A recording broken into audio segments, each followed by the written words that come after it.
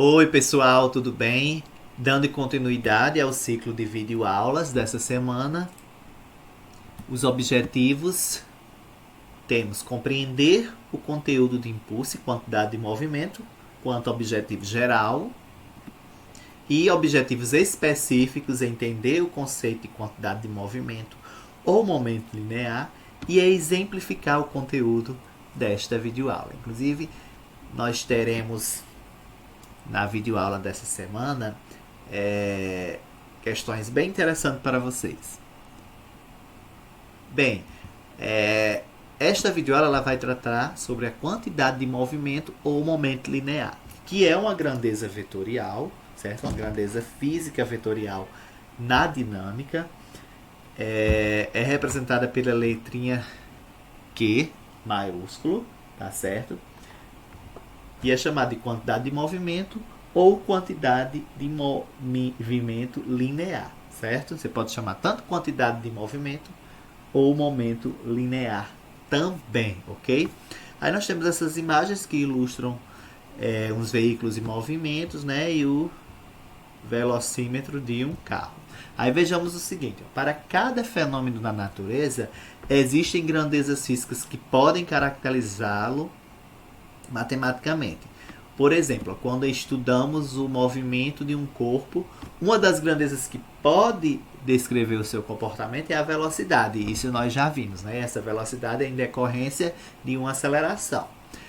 Através da sua análise, podemos medir, por exemplo, a taxa da variação de sua posição, o sentido do deslocamento e até se ele se desloca acelerando ou retardando o movimento, né?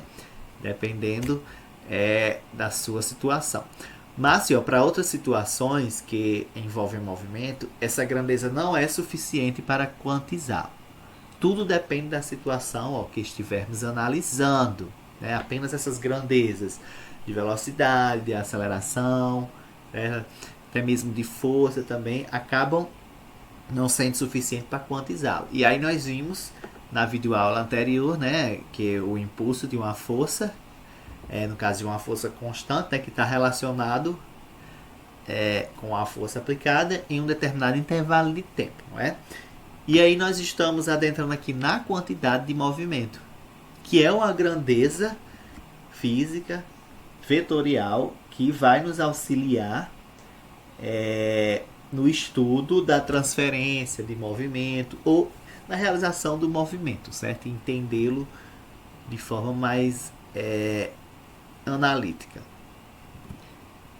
René Descartes, 1596-1650, foi quem fez o estudo de colisões, né? Colisões entre corpos.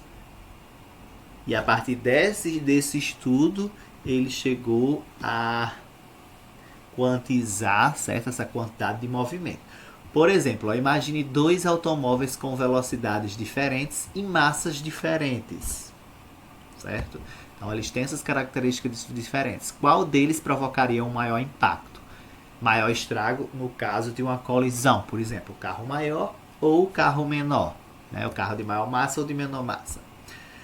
Alguns anos antes de Newton escrever seus trabalhos, René Descartes propôs que a verdadeira medida do movimento de um corpo, ao invés da velocidade, seria sua quantidade de movimento, baseada em um estudo de colisões. Isso, né, um pouco antes de Newton, né, e fazer os seus estudos das leis de Newton, né, ter escrito as leis de Newton. Aí René Descartes ele propôs isso, né, que não somente a velocidade estaria relacionada ao movimento, mas sim sua quantidade de movimento, certo? Esse estudo foi baseado em colisões. Aí vejam as palavras do próprio René Descartes.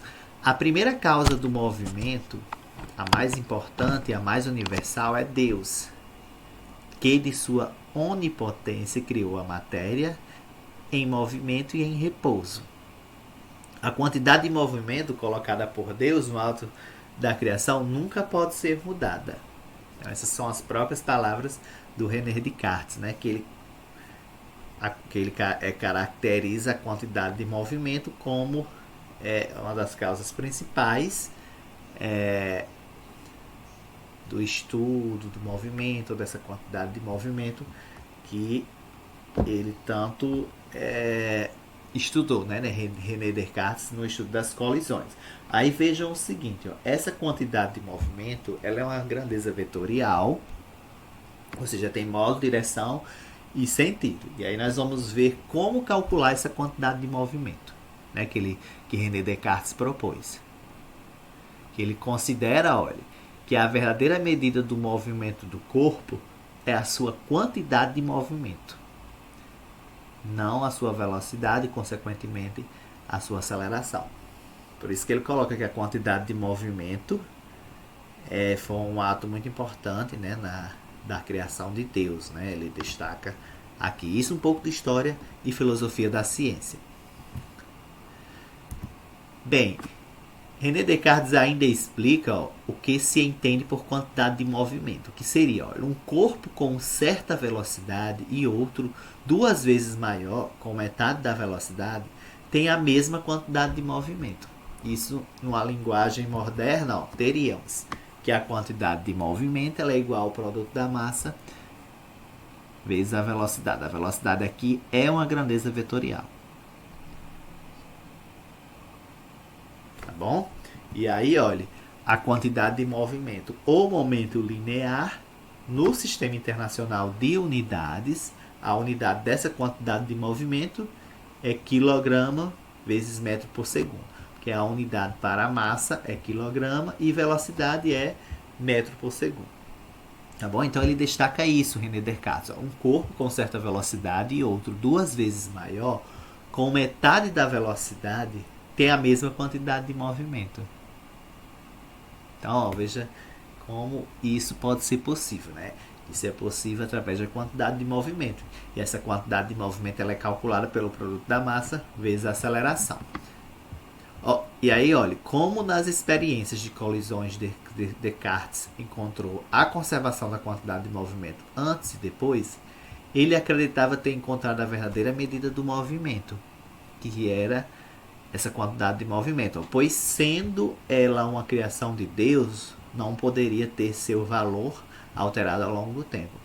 Alguns anos depois, Leibniz discorda de Descartes, que o produto da massa do corpo pela velocidade pode ser a medida ideal do movimento, que seria o seu momento de inércia. Então, gente, olha, essa é a equação para fazer o cálculo da quantidade de movimento de um certo corpo. Né? E aí nós temos a massa e a velocidade desse corpo aqui envolvida no cálculo da quantidade de movimento. E a unidade no SI é muito importante aqui, ó, quilograma vezes metro por segundo, certo? Então, olha, a quantidade de movimento tem a mesma direção e o mesmo sentido da velocidade vetorial, tendo em vista que a quantidade de movimento é uma grandeza vetorial, ou seja, ela tem módulo e esse módulo é calculado por essa equação, que é igual a massa vezes a velocidade, né, mv, e a direção e o sentido vai ser determinado pela velocidade, né, já que essa velocidade também é uma grandeza vetorial. Então a quantidade de movimento ela vai ter a mesma direção e o mesmo sentido desse vetorzinho aqui, velocidade. Gottfried Leibniz, ele foi importante, ó, porque ele sugeriu, isso nós vimos no slide anterior, olha, que a quantidade de movimento adequada para medir um movimento deveria ser o que ele chamou de força viva. Ele chamou de força viva o que seria a quantidade de movimento. Essa força viva, ó, seria dada pelo produto massa vezes velocidade ao quadrado, que mais tarde se tornaria a medida de energia cinética. Essa energia cinética ela é calculada pelo produto da massa vezes a velocidade ao quadrado dividido por 2. Então essa informação é só uma informação a mais, tá bom? Somente, ó, em 1743, a polêmica sobre qual a melhor medida de um movimento foi resolvida. Um grande físico da época chamado D'Alembert propôs que tanto uma ideia quanto a outra seriam medidas interessantes para análise de um movimento. Dessa forma, a energia cinética está relacionada com a ação da força ao longo do deslocamento, enquanto que a quantidade de movimento se relaciona com a ação da força naquele intervalo de tempo que ela age, né? Então, ele acabou ajudando aí nessa polêmica, né, sobre a medida da quantidade de movimento, né? A medida do movimento, como medir. Ok? Bom, vamos aqui para um exemplo aqui da videoaula. Determine a quantidade de movimento de um objeto de massa de 5.000 gramas que se move com velocidade igual a 300 metros por segundo. Então ele quer saber qual é a quantidade de movimento aqui. Aí nós vimos que essa quantidade de movimento é calculada pelo produto da massa do corpo vezes a velocidade, não é? E essa quantidade de movimento ela é uma grandeza vetorial. No entanto, a gente tem que se deter em relação às unidades. A massa aqui, por exemplo, está em grama. Nós temos que passar essa massa para quilograma, tá certo? A velocidade está ok, tá em metros por segundo. Bom, pegando aqui a resolução, passa a massa de grama para quilograma, ou seja, divide por 1000 o valor da massa em gramas. Então, 5.000 gramas dividido por 1000, nós ficamos com 5 quilogramas. Estamos com a massa ok. Pegamos a equação da quantidade de movimento, olha, que é igual ao produto da massa vezes a velocidade. Substituímos, olha, a massa que é 5 kg e a velocidade 30 metros. 5 vezes 3 dá 15, né? No caso aqui é 5 vezes 30, 150. Então a quantidade de movimento aqui, 150 kg vezes metro por segundo, né? Que é a unidade no SI para a quantidade de movimento. Então a quantidade de movimento desse objeto, né, que estava com essa velocidade de 30 metros por segundo, é de 150 kg vezes metro por segundo. Tá bom? Nós temos essa outra questão aqui. Um caminhão de 3 toneladas, 3.000 kg de massa e uma bicicleta de 10 kg de massa move-se com velocidade de 20 km por hora, que é aproximadamente 5,6 metros por segundo. Das afirmações abaixo, qual é a verdadeira? Letra A. A quantidade de movimento é uma grandeza escalar e, portanto, não depende nem da direção nem do sentido da velocidade. Essa quantidade de movimento. Essa afirmação é verdadeira. Letra B. Como o caminhão e a bicicleta têm a mesma velocidade, a quantidade de movimento também é a mesma. Com essa pergunta aí para vocês. Letra C. A quantidade de movimento do caminhão tem valor de 16,8 kg vezes metro por segundo e sempre o mesmo sentido de sua velocidade. D. Os vetores, quantidade de movimento do caminhão e da bicicleta serão iguais caso eles tenham velocidades com mesma direção e mesmo sentido. Ou o valor da quantidade de movimento de cada um deles é diferente porque suas massas são diferentes. Então, qual dessas afirmações aí é a verdadeira? Vocês vão responder este exemplo, certo? Nas atividades obrigatórias desta semana, tá bom? Então fiquem atentos.